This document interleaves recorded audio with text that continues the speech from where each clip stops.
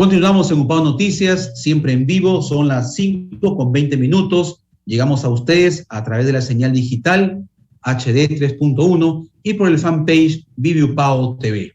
Y como hemos venido en varias oportunidades analizando y teniendo la oportunidad de conversar con diversos invitados, destacados abogados constitucionalistas, hoy también tendremos la presencia de una destacada abogada egresada de la Universidad Privada Antonio Dorrego, docente en Derecho Constitucional, como es Nadia Palomino, para seguir informando, porque ese es nuestro deber como medio de comunicación, orientar a la opinión pública, a nuestros televidentes e internautas sobre cuál es el impacto que tiene o tendría en el caso de concretarse la instalación en el país de una asamblea constituyente. Hay mucha información que circula en redes sociales, vía WhatsApp, que llega también, y nuestra misión es, repito, orientar a nuestras audiencias en un contexto académico y desde el punto de vista de lo que dice nuestra Constitución Política del Estado. ¿Cómo está, doctora Nadia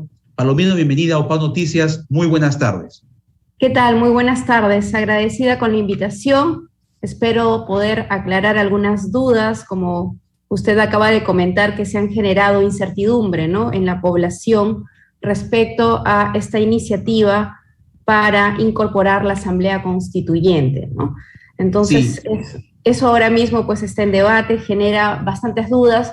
Yo quisiera empezar diciendo que el artículo 206 de la Constitución establece únicamente dos caminos para reformar, ya sea total o parcialmente, la Constitución. No figura dentro del texto constitucional que proviene del Poder Constituyente originario la figura de la Asamblea Constituyente, al menos en el texto constitucional vigente, la Carta Fundamental, la Constitución de 1993. Entonces es necesario tener claro ello, ¿no? La Asamblea Constituyente no es una figura que se encuentre prevista por el constituyente originario en el texto constitucional. La Constitución prevé dos caminos, dos mecanismos formales para reformar la Constitución. Son dos formas, en las dos participa el Congreso de la República, y esto es importante también decirlo. En los dos caminos participa el Congreso de la República y también puede participar la población, el pueblo, a través del referéndum, ¿no?, conforme lo establece el 206 y el artículo 32 de la Constitución, y también el artículo 81 del reglamento del Congreso, que ya determinan los caminos previstos formalmente dentro del Estado Constitucional de Derecho, en el caso peruano, para reformar la Constitución. En estos dos caminos... Perdón, doctora, perdón que interrumpa, pero es bueno precisar y enfatizar lo que usted nos está describiendo con bastante convicción, para que el público internalice mucho mejor entonces lo que ya estamos conversando. En el supuesto caso que en el Perú se quiera, porque eso, la reforma de la Constitución va a demandar de una necesidad del país, que el país desee cambiar la Constitución, modificarla, hacer algunos cambios de algunos artículos. El conducto regular, según establece nuestra Carta Magna, es, como usted dice, por dos vías: que el mismo Congreso, que tiene la potestad, el Poder Legislativo, de hacer algunas modificaciones, u otro someterlo a referéndum para que el pueblo decida. Justo te iba a explicar esos dos caminos. A ver, el artículo 206 establece primero la omisión, en todo caso, de la participación de la población, que esto no es obligatorio. Podría también someterse a referéndum en esta situación cuando tenemos una mayoría calificada. Se denomina esto mayoría calificada cuando son más de 2/3. 2/3 son 87, más significa 88 congresistas tendrían que votar para una reforma, y esto debería darse de acuerdo al caso de no necesitar un referéndum en dos legislaturas ordinarias sucesivas por parte del Congreso. Entonces aquí podríamos omitir el referéndum. Ojo que no se prohíbe que se consulte el referéndum, y el Tribunal Constitucional ya también en diferentes sentencias, ha explicado que cuando la reforma es sustancial en el núcleo duro de la Constitución, me refiero, por ejemplo, el sistema democrático, el sistema representativo, la Constitución económica, el régimen económico, eso debe ir a consulta popular porque finalmente nuestra comunidad política proviene de la soberanía popular, ¿no? Proviene del pueblo. Entonces, es así que la soberanía popular también se encuentra contemplada en el artículo 43 de la Constitución, ¿no? Se encuentra en el artículo 45, perdón, de la Constitución, en donde se otorga ese carácter soberano a la población. Pero nótese que esto es importante también, si bien es cierto el pueblo es soberano, y si es que yo hago esta afirmación, podríamos decir entonces el pueblo puede reunir las firmas, como comentábamos, y pedir el cambio total de la Constitución, situaciones que hemos tenido algunos ejemplos en países de la región, estoy refiriéndome por ejemplo al caso con Chile, el caso en Colombia, el caso en Ecuador, ¿no? En donde la población podría hacer ello, pero tenemos que entender que, si bien es cierto, el pueblo tiene la voluntad soberana, tiene que ser, pues, razonable, ¿no? Razonable, siguiendo el camino de la institucionalidad. Si ya la Constitución establece mecanismos formales dentro de un orden constitucional, lo otro sería quebrar ese orden constitucional. Y al quebrar el orden constitucional, se genera debilitamiento en el Estado constitucional de derecho, ¿no?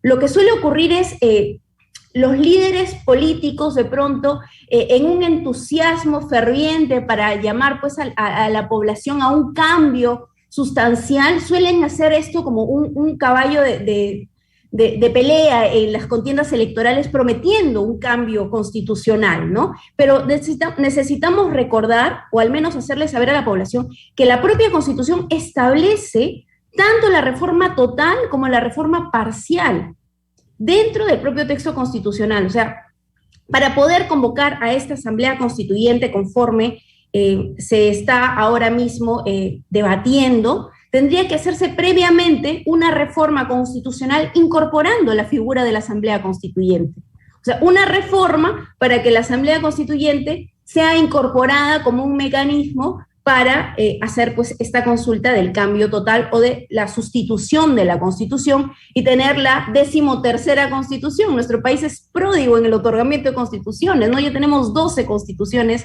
en la historia constitucional. En el siglo XX son 4 constituciones, la de 1993 es la última, ¿no?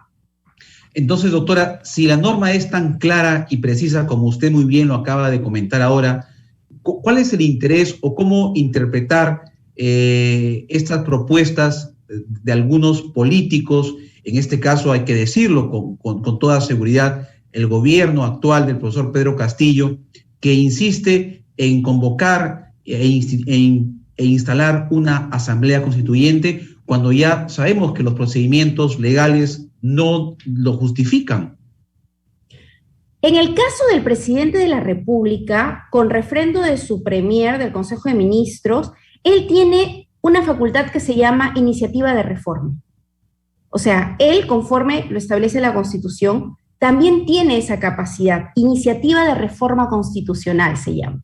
Tanto el presidente, refrendado por su Consejo de Ministros, los congresistas y el 0.3% de la población electoral, me estoy refiriendo a 68.706 ciudadanos registrados en el padrón de acuerdo al Jurado Nacional de Elecciones, pueden presentar iniciativa de reforma constitucional. Y esto vendría a seguir todo un íter procedimental que va a ser debatido en la Comisión de Constitución y Reglamento del Congreso, que ahora mismo es presidido por Carmen Patricia Juárez Gallegos, representante de Fuerza Popular en el Congreso, ¿no? Entonces, ¿qué significa ello, no? ¿El presidente puede pedir que se incorpore la Asamblea? Puede. ¿Por qué? Porque tiene la facultad de iniciativa de reforma constitucional, ¿no? Eso también es importante decirlo. O sea, lo que está haciendo el presidente ¿es arbitrario? No, no es arbitrario, es constitucional. Es constitucional. Y es aquí donde la comisión del Congreso y Reglamento, tendrá 3 caminos. A la iniciativa del presidente puede rechazarla de plano cuando no cumpla requisitos formales, como por ejemplo está refrendado por su Consejo de Ministros. Luego, la comisión solamente recomienda. ¿A quién le recomienda la comisión? Al Congreso. ¿Quién va a debatir esta iniciativa? El Congreso. Y acá regresamos a los dos caminos que expliqué al inicio. Mayoría calificada de 88 votos o mayoría simple de 66. Me explico. Entonces, ¿el presidente puede pedir que se incorpore a la Asamblea Constituyente? Puede. Constitucionalmente, él tiene facultad de iniciativa de reforma. ¿Esta iniciativa a dónde va? Va a la comisión especializada.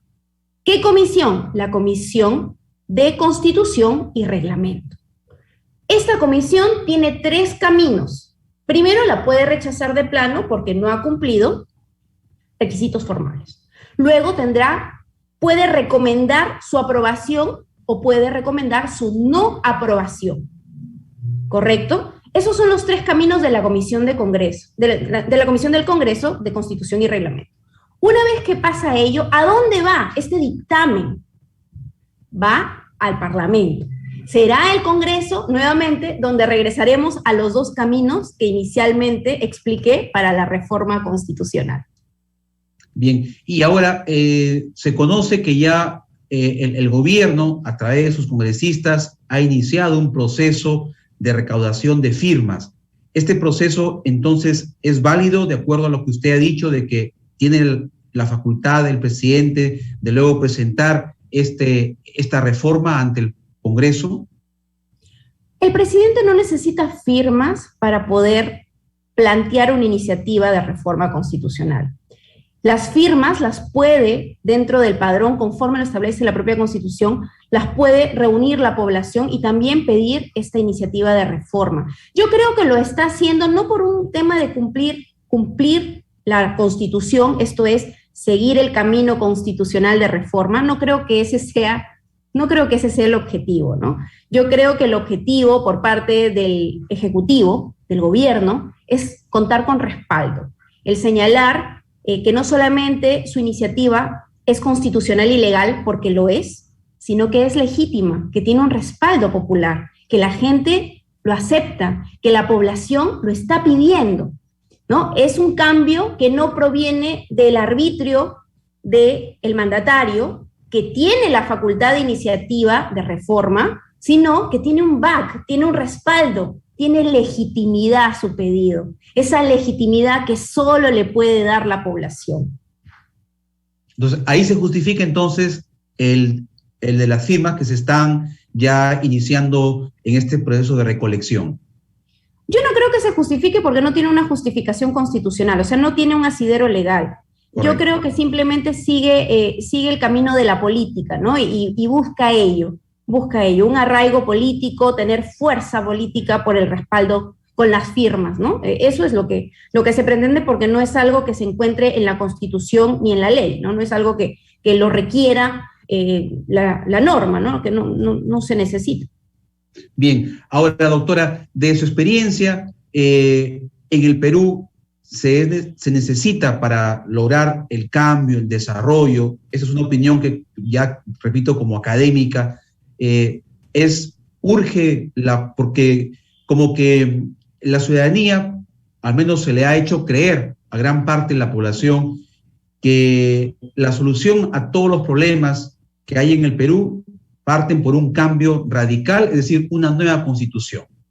¿Eso tiene un sustento legal? Mi opinión personal, yo considero que un cambio completo, esto es convocar lo que se está pretendiendo, ¿no? Convocar una asamblea que, por cierto, requiere primero una reforma, no es, para mí, necesaria. Yo considero que reformas parciales sí, hay cambios urgentes, sobre ello también he escrito reformas políticas necesarias, reformas económicas también, ¿por qué no decirlo, no? El constituyente del 92, el Congreso Constituyente Democrático, tuvo un contexto difícil y tuvo la redacción de la economía social de mercado que se plantea en la Constitución de 1993, pretende pues darle mucha protección a la inversión extranjera, ¿no? Entonces, y eso no favorece en este caso, a los empresarios nacionales, y por eso se genera tanta informalidad. Así que ahí hay que hacer ajustes, pero estos se pueden hacer a través de reformas parciales, ¿no? O en todo caso, reformas como señala el doctor Luis Castillo Córdoba y también el Tribunal Constitucional, que la reforma total no significa cambiar toda la Constitución, sino artículos clave, como son, por ejemplo, el régimen económico, podría hacerse una reforma en este sentido, ya requiriendo el proceso de referéndum también para que cumpla estos requisitos conforme lo establece el Tribunal Constitucional para este tipo de reformas. Creo que sí, hay que hacer ajustes, hay que hacer cambios, pero una nueva constitución no creo que sea el camino. Se requiere generar lo que Pablo Lucas Verdú afirma, un sentimiento constitucional que no tenemos. Por eso siempre, cada campaña electoral se propugna eso, vamos a cambiar la Constitución, vamos a regresar a la de 1979, que por cierto no se puede, vamos a regresar a la Constitución anterior o vamos a hacer un cambio. Siempre es parte del discurso político. ¿Por qué? ¿Y por qué se acepta? Porque carecemos de un sentimiento constitucional y eso hace que a la propuesta de un cambio sintamos que ese es el camino, ¿no? Y yo creo que no es el camino. Yo creo que deberíamos fortalecer la institucionalidad, la democracia, los mecanismos, ya los expliqué, los tiene la Constitución, tiene estos mecanismos, son 206 artículos y siempre les comento a mis estudiantes, deben pensar que son como los 206 huesos de su cuerpo, igualito, 206 artículos que son la base del andamiaje jurídico que luego se desarrolla a través de leyes, a través de normas, ¿no? Las leyes que conforman el ordenamiento jurídico, pero la Constitución es la base, ¿no? Debe estar bien cimentada para que ese andamiaje no se derrumbe, ¿no? Entonces, yo creo que cambiarla sería cambiar las bases y nuevamente debilitar el sistema institucional y democrático que tanto nos está costando sostener. Bien, muchísimas gracias, doctora Nadia Palomino. Ha sido una explicación bastante didáctica, precisa, y esa es la intención, a través de este espacio, que podamos llegar con un lenguaje claro, académico, en base a hechos como lo establece nuestra ley constitucional, para que el público tome la mejor decisión y también se genere una propia opinión respecto al tema. Muy amable, doctora Nadia Palomino, muchas gracias. Gracias a ustedes, hasta luego. Bien, vamos a ir a una pausa, son las 5:37 y regresamos con más información en UPAO Noticias.